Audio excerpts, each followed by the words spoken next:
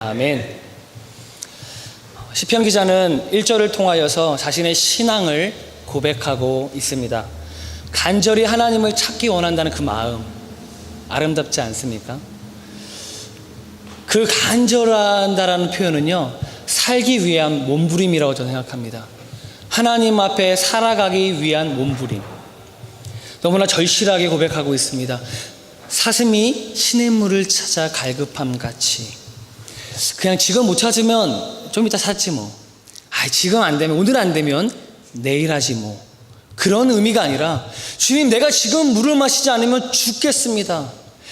주님 없으면 안 됩니다. 라는 그 간절함과 절실함이 이 1절에 표현되어 있다는 것이지요. 이 시편 기자가 이 1절과 같은 신앙을 고백하는 데에는 이유가 있습니다. 우리 2절과 3절 말씀 한번 같이 읽겠습니다. 내 영혼이 하나님 곧 살아계시는 하나님을 갈망하나니 내가 어느 때에 나아가서 하나님의 얼굴을 배울까. 사람들이 종일 내게 하는 말이 내 하나님이 어디 있느냐 하오니 내 눈물이 주야로 내 음식이 되었도다. 하나님은 살아계십니다. 하나님은 반드시 우리와 함께 하십니다라고 확신을 가지고 선포했지만 보이지도 않고 어떤 증거도 있지 않다며 사람들의 무시하는 시선과 소근거리는 소리가 귓가에 맴돌린다는 거예요. 사람들이 종일, 하루 종일 네가 그렇게 찾고 구하는 하나님이 어디 있냐고 묻습니다. 비웃는 거죠. 그 비웃음 속에서 얼마나 가슴이 아팠으면, 얼마나 답답했으면 그는 눈물을 밤낮으로 음식이 되었다는 그 비유를 쓸까요? 이 시대 수많은 사람들이 외칩니다. 하나님이 살아계심을 보여달라고. 그러면 믿겠다고. 수많은 사람들이 하나님이 보이지 않는 것, 하나님이 느껴지지 않는 것에 대해서 궁금해한다는 것이죠. 하지만 보이지 않는 하나님을 믿으려고 하지는 않습니다. 보이는 것과 아는 것, 그리고 보이지 않는 것을 믿는 것은 완전히 다른 세계입니다. 대표적인 예를 들면 사랑이라고 할 수 있다 생각합니다. 사랑하는 것은 보이지 않습니다. 그러나 남녀가 사랑을 하면 그 사랑하는 그 실제 이런 마이크처럼 사랑이란 것이 보이지 않지만 느껴집니다. 그 사람이 나를 사랑하는지, 또 내가 그 사람을 얼마나 사랑하는지 내가 알게 돼요. 사랑을 보여달라고만 하는 사람은요, 절대 사랑할 수가 없습니다. 사랑은 보여줄 수 있는 것이 아니거든요. 느끼는 거고 행동으로 옮겨지는 것이라는 것입니다. 그럼에도 불구하고 계속 사람들은 묻습니다. 보여달라고. 이것이 아이러니지요. 하나님이 보는 것이 아니라 우린 믿는 것이라고 이야기합니다. 하나님은 볼 수 있는 것이 아닙니다. 하나님은 믿어야 돼요. 하지만 사람들은 여전히 그 하나님을 보여달라고 합니다. 무엇이 이토록 사람들에게 하나님을 믿지 못하게 만들었을까요? 그리고 어떻게 해야 하나님을 믿는 자로, 크리스찬으로 살아갈 수 있는 걸까요? 마태복음에 보면 예수님이 간음에 대해서 이야기하시는 장면이 5장에 나옵니다. 5장 27절, 28절인데요. 제가 한번 읽어보겠습니다. 또 간음치 말라 하였다는 것을 너희가 들었으나 나는 너희에게 이르노니 여자를 보고 음욕을 품는 자마다 마음에 이미 간음하였음이니라. 무슨 말인가요? 지나가는 여인을 보고 예쁜데 하고 끝났으면 되는데 예쁜데 와 눈이 가지 말아야 될 곳에 막 가게 되고 약간 음욕이 생긴다면 그것은 이미 그 남자는 간음을 했다는 것이죠. 그 시대에 간음죄를 지으면 넓은 곳으로 끌고 와서 모든 사람이 보는 데서 이 남자는 간음죄를 지었습니다 하고 돌로 쳐 죽여도 아무런 문제가 되지 않던 시대입니다. 살인죄와 같은 취급을 받았다는 것이에요. 그만큼 간음죄를 엄청나게 큰 죄악으로 여겼습니다. 그런데 예수님이 이런 간음에 대해서 무엇이라고 말합니까? 음욕을 마음에만 품어도 그 사람은 이미 간음했다는 것입니다. 사람들은 그 이야기를 듣고 불쾌했을 거예요. 이 말에 해당되지 않은 사람은 아무도 없었을 거거든요. 그럼 내가 돌에 맞아 죽어야 된다는 것인가? 무슨 말도 안 되는 소리야! 뿐만 아닙니다. 5장 22절에 예수님이 이렇게 말씀하고 있습니다. 나는 너에게 이르노니 형제에게 노하는 자마다 심판을 받게 되고 친구를 향해서 미련한 놈이라고 하는 자는 지옥불에 들어가리라. 무시무시한 이야기가 나옵니다. 야 바보야, 야 멍청아 라고 말했다면 그렇게 말하는 사람은 지옥불에 들어가야 된대요. 도대체 이게 무슨 말인가요? 사람은요, 신기하게 자기 자신에게 적용되지 않으면 별로 이렇게 피부로 막 와닿지 못할 때가 참 많이 있습니다. 자신이 어떤 죄를 지었는데 남이 그걸 눈치채지 못했어요. 제 11계명 들키지 말라. 들키지만 않으면요, 우리는요 안심을 합니다. 휴, 엄마가 내 방에 들어와서 들킬 뻔했는데 안 들켰어요. 휴, 잘 숨겨놨던 그 책이 안 들켰어요. 안심을 해요. 죄에 찔림이 있는 것이 아니라 안심을 한다는 거예요. 이미 죄를 지었는데도 불구하고 우리의 양심은 그렇게 반응하게 되어 있습니다. 내가 직접 간음을 하지 않았거나 친구한테 속으로는 욕하면서 저 형 쟤 막 욕하면서 겉으로는 만날 때 반가워 형 인사하고 야 반갑다라고 인사했다면 별 문제 삼지 않는다는 것이지요. 다시 말해서 우리는 보이는 것에 집중하려고 하는 본능이 있습니다. 보이는 부분에서만 죄를 짓지 않으면, 걸리지 않으면 나는 괜찮은 사람이라고 생각한다는 것입니다.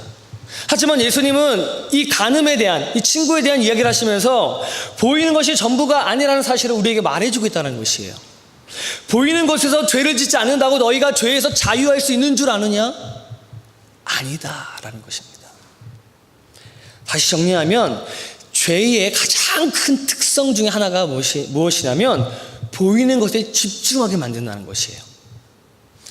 그러기에 보이지 않는 하나님이 불편한 것입니다. 보이지 않는 하나님이 싫은 거예요. 죄가 우리 안에 들어오고 나서부터 우리는 자꾸만 보이는 것에만 집중하게 되어 있는 것을 확인할 수 있습니다. 하와가 어떻게 죄를 지었는지 다들 아실 거라 생각합니다. 본문에 이렇게 되어 있습니다.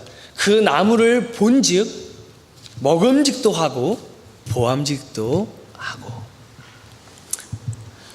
결국 시편에서 말하는 이 사람들은요, 오늘 본문에서 말하는 이 사람들은 자기 안에 있는 죄를 보지 못하고 있다는 것을 우리는 알 수 있습니다. 보이지 않는 자신의 모습 속에 죄는 없고 무언가 대단한 일을 할 것 같은 그 하나님을 보여달라는 것이죠. 자기 안에 죄가 있다는 것을 느끼는 사람들은요, 절대 가늠한 여인에게 돌을 던질 수 없어요. 절대 전능하신 하나님을 보여달라고 말하지 않습니다. 예수님은 우리들에게 죄책감으로 부끄러운 인생을 살라고 이렇게 말씀하시는 것이 아닙니다. 보이는 죄만 죄인 줄을 아는 그런 어리석은 자가 되지 말라고 말씀하시는 거예요. 욥과 세 친구 이야기를 아시리라 생각합니다. 욥이라는 사람은 하나님을 신실하게 믿고 살아갔던 사람입니다. 대충 믿는 것이 아니라 최선을 다해서 하나님을 믿었고 섬겼습니다. 죄에 대한 의식을 가지고 신앙을 지키며 살아왔던 사람이에요. 만일 자신의 아들, 딸들이 친구 집에서나 어디서 잔치를 하고 놀고 돌아오면 혹시나 이들이 내가 없는 곳에서 자기들도 은연중에 죄를 지었을까봐 이 자녀들을 위해서 번제를 드렸습니다. 이야, 대단하죠. 그런 그가 하루아침에 전 재산을 다 잃었습니다. 한순간에 자신의 자녀, 아들, 딸 10명이 잔치집에 놀러 갔다가 그 집이 무너지면서 다 죽었어요. 엎친 데 덮친 격으로 온몸에 피부병이 생겼는데 기왓장으로 긁지 않으면 그 간지러움이 떠나지 않습니다. 그뿐만이 아니라 늘 자신의 옆에서 10년을 넘게 함께 아들, 딸을 낳고 키우면서 함께 했던 아내가 자신을 미친놈이라고 취급하고 도망쳤어요. 그가 진짜로 미치지 않은 것이 이상할 정도입니다. 그런 그에게 세 명의 친구가 와서 위로해 준다고 와서 같이 눈물을 흘리면서 이야기하는 것이 욥기의 중요한 내용들입니다. 그렇게 이야기 시작하는 것이 욥기 4장이거든요. 그런데 그 4장부터 자그마치 37장까지 욥과 세 친구는 계속 변론을 합니다. 서로를 정죄하고 서로를 판단하기에 바쁜 모습을 볼 수 있어요. 세 명의 친구들의 공통된 주장은 무엇이냐면 욥이 이렇게 된 데에는 반드시 이유가 있다는 것입니다. 너가 알지 못하는 분명히 죄를 지었기 때문에 벌 받은 거야. 너 회개해야 돼. 근데 욥은 뭐라고 말하나요? 아니다. 난 그런 죄 지은 적이 없다. 나는 잘못 없다. 의롭다라고 이야기하죠. 38장이 되어서 하나님이 욥과 세 친구 앞에 나타나십니다. 그리고 이렇게 이야기하십니다. 내가 땅의 기초를 놓을 때에 너가 어디 있었느냐? 너가 바다의 근원에 들어갔었느냐? 깊은 물 밑으로 걸어 다녔느냐? 이게 무슨 말인가요? 하나님은 땅의 기초를 놓으신 분이고 우리는 들어갈 수 없는 그 깊은 물 밑도 걸어 다니실 수 있는 분이라는 거예요. 그런데 인간은 그중 어떤 한 가지도 할 수가 없으면서도 마치 이 세상의 중심이 나인 것처럼, 내가 의로운 것처럼, 내가 크리스찬인 것처럼, 나는 잘못이 별로 없는 것처럼 상대방을 정죄하고 잘못했다고 말하며 살아간다는 것이지요. 보이는 것을 향해서만 우리의 마음과 생각을 다 쏟아버린다는 것이에요. 따라서 욥기를 통해 우리가 해야 할 것은 무엇이냐면 보이는 상황과 결과만을 가지고 서로를 판단하고 정죄해서는 안 된다는 것입니다. 우리가 해야 될 것은 창조주 하나님께 집중하는 거예요. 전능하시고 위대한 창조주이신 하나님이 이 세계 60억 명 중에 한 명인 나를 사랑하시고 나를 구원하셨다는 것에 집중해야 한다는 것입니다. 그것이 죄 안에 갇혀 살 수밖에 없는 우리들이 누릴 수 있는 진정한 자유라는 것이에요. 복음이 우리 마음속에 들어갈 수 있는 시작이 되는 것이 무엇입니까? 복음. 그 복음이 우리 마음에 탁 들어가는 그 시작. 그것은 내가 죄인임을 깨달을 때입니다. 내가 그런 죄인인데 나를 사랑하시되 끝까지 사랑하시려 하는 그 하나님의 마음을 느낄 때 복음이 내 안에 살아있음을 우린 경험한다는 것이에요. 나는 문제없어. 나는 크게 죄 진 거 없어. 내가 뭘 죄 졌어? 엄마한테 조금 잘못한 거? 뭐 그 정도 뭐 라고 생각을 한다면 절대로 그 복음이 내 안에서 역사하게끔 내가 가만두지 않아요. 내 양심과 내 영혼이 그냥 있지 않는다는 거예요.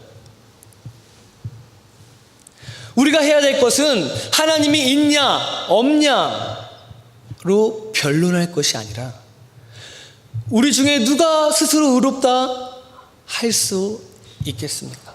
그 생각 속에서 우리는 나아가야 한다는 것입니다. 조금 더와 조금 덜의 차이만 있을 뿐이에요. 누구는 조금 더 죄를 지은 것이 있고요. 남들 보이는 거 가운데. 누구는 남들 보이는 거 가운데 덜 죄를 지은 사람이 있을 뿐이라는 것이죠. 사랑하는 성도 여러분, 그것에 갇혀 살지 않으시기 원합니다. 그것에 갇혀 사는 순간이요, 우리는요 자꾸만 내 안에 있는 보이지 않는 죄에 집중하지 않고 남들의 보이는 죄에 집중하게 되어 있어요. 내 죄를 바라볼 수 있는 사람이 되시기 바랍니다. 내 죄가 무엇인지 깨닫고 주님 앞에 엎드리는 우리들이 되시길 바랍니다. 그 사람이 진정으로 하나님께 복받은 자이며 하나님의 은혜를 누리고 사는 사람인 줄 믿습니다. 사랑하는 성도 여러분, 우리는 눈에 보이는 이 세상에서 보이지 않는 하나님을 믿으며 살아갑니다. 혹시 우리 마음에 늘 보이지 않는 하나님 때문에 행복하신지요? 하나님은 보이지 않지만 내가 보이지 않는 그 하나님으로 인해서 행복하다라고 생각하며 살아가시는지요? 혹시 보이지 않는 하나님 때문에 눈물이 난 적은 없으신지요? 내 기도에 즉각 반응하지 않는 하나님 때문에 마음이 무겁지는 않으신지요? 내 바라는 대로, 내가 꿈꾸는 대로, 내가 기도한 대로 되지 않아서 그 상황 때문에 답답하지는 않으신지요? 이 시편 42편에서 사람들은 말합니다. 그래서 하나님은 없다고. 하나님이 살아계시면 무언가 너가 변화되고 너가 잘 되는 걸 보여달라고. 그런데 그렇지 않은 거 보니까 야, 하나님은 없는 것 같아. 하지만 예수님은요, 우리에게 말씀하십니다. 보이는 것에 집중하는 것이 아니다. 너가 보이는 것에 집중하는 순간 보이지 않는 엄청나게 큰 죄악이 너를 붙들고 놓아주지 않을 것이다. 네 안에 복음이 들어가야 되는데 그 복음을, 그 엄청나게 큰 보이지 않는 죄악들이 막았을 것이다. 끊임없이 보이지 않는 하나님께 집중해야 한다고 예수님은 말씀하고 계시는 것입니다. 그러면 우리는 보이지 않던 나의 깊은 죄의 사슬을 끊어주시고 나를 진정으로 죄에서 자유케 하실 수 있는 분이 예수 그리스도 한 분이심을 믿고 고백하며 살아갈 수 있게 된다는 것이에요. 그 어떤 것도 우리 안에 있는 보이지 않는 죄를 사라지게 할 수 없습니다. 절대 내 스스로 보이지 않는 죄를 끊을 수도 없다는 것입니다. 그 죄의 사슬을 끊으신 우리는 그 죄의 사슬을 끊으신 예수 그리스도만을 붙들고 그 십자가만을 바라보며 살아가야만 합니다. 그래야 삽니다. 그래야 크리스찬이 되는 것이라고 저는 믿습니다. 우리가 크리스찬이 된다고 정말 죄를 안 짓게 되던가요? 제가 신앙생활을 모태신앙으로부터 지금까지 해오면서 보면서 크리스찬들이 더 많이 죄를 짓는 것들을 많이 보았습니다. 보이는 죄는 별로 안 짓더라고요. 보이지 않는 죄를 더 많이 짓더라고요. 어떤 친구들이 이야기합니다. 목사님, 저는 저렇게 가식적인 죄 때문에 교회 다니기 싫어요. 뭐가 가식입니까? 그 친구 나름대로는 열심히 노력하는데 가식이래요. 무엇이 가식입니까? 교회에 나와서는 한 번도 빠지지 않는다고 조금 빠지거나 조금 늦는 친구를 정죄하는 거예요. 그것을 보는 옆에 있는 친구는 저게 뭐야? 내가 봤을 때 저번에 치트에서 만났는데 술 마시더만. 저번에 치트에서 만났는데 지는 할 거 다 하더만. 이러한 생각들이 또 겹치면서 결국은 우리 죄의 사슬을 끊지 못하는 우리들의 모습을 우리는 봐야 한다는 것입니다. 인정해야 한다는 것이에요. 어느 순간에서요, 신앙생활이 오래되니까 어떤 탄성이 생기냐면 죄가 내 안에 있는데도 나는 괜찮아 라고 생각하는 탄성이 생기더라고요. 죄가 내 안에 꽈리를 막 틀고 나를 붙들고 있는데 나는 괜찮아. 교회 와서 예배하고 기도해요. 사실은 여러분, 내 자신이 잘 알고 있습니다. 내 신앙 상태가 어떤지. 기도가 안 돼요. 와서 예배하려고 왔는데 목사의 설교에 집중이 안 됩니다. 그 말씀을 은혜로 받고 아멘으로 받고 살아가야 되는데 듣고 말아요. 그러면서 우리는 또다시 하루하루를 살아갑니다. 늘 죄와 가까이서. 여러분, 우리가 그래서 그걸 인정해야 돼요. 죄와 가까이 살아갈 수밖에 없는 우리의 삶을 인정해야 합니다. 그런데 우리가 붙들어야 될 건 무엇이냐면 그 죄 가운데 우리가 살아갈 때 그 죄 사슬을 끊을 수 있는 힘은 나에게서부터 나오는 것이 아니라 하늘에 계신 그 우편에 앉으신 예수 그리스도의 그 보혈에서부터 흘러나온다는 사실이에요. 그래서 우리는 그것을 붙들기 위해서 이 자리에 있는 것이고 그것만 바라보기 위해서 이 자리에 있는 것입니다. 그것으로 인해서 우리의 삶이 변화될 수 있다는 것입니다. 시편 기자는요, 그래서 오늘 우리가 읽었던 5절의 고백을 하고 있습니다. 내 영혼아, 내가 어찌하여 낙심하며 어찌하여 내 속에서 불안해하는가? 너는 너의 하나님께 소망을 두라. 그가 나타나 도우심으로 말미암아 내가 여전히 찬송하리로다. 아멘. 내 영혼에게 소리치고 있다는 것입니다. 보이는 것에 집중하면서 보이는 것 때문에, 사람들 때문에 답답해하고 실망하지 말아라. 너 영혼아, 내 영혼아, 보이지 않는 너의 죄까지도 용서하시고 너를 사랑하시는 하나님만을 바라라. 보이지 않는 하나님께 집중하라. 그리고 그분만을 찬송할지어다. 아멘. 우리가 할 수 있는 것은 그것입니다. 우리가 할 수 있는 것은 그것이에요. 예수님이 우리 모두가 다 가늠하니까 죄책감 가지고 살으라고 그 말씀을 하셨을까요? 너희는 그렇게 진짜 벌레 만든 못한 놈이라고 생각하시기 때문에 그 말씀 하셨을까요? 아닙니다.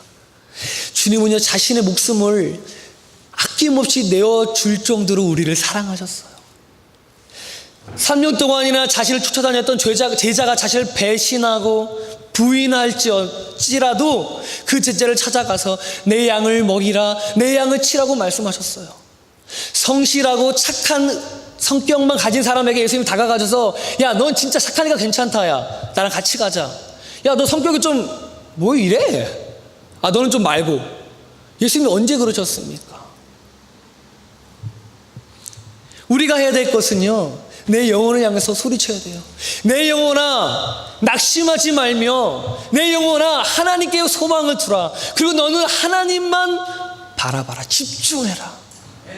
그 하나님의 사랑과 은혜가 너의 안에 거할 때 너의 안에 보이지 않는 모든 죄까지도 소멸되며 너는 사명자로, 하나님을 기쁘시게 하는 자로, 하나님 앞에 합당한 크리스찬으로 살아가게 될 것이다 말씀하고 있다는 것입니다.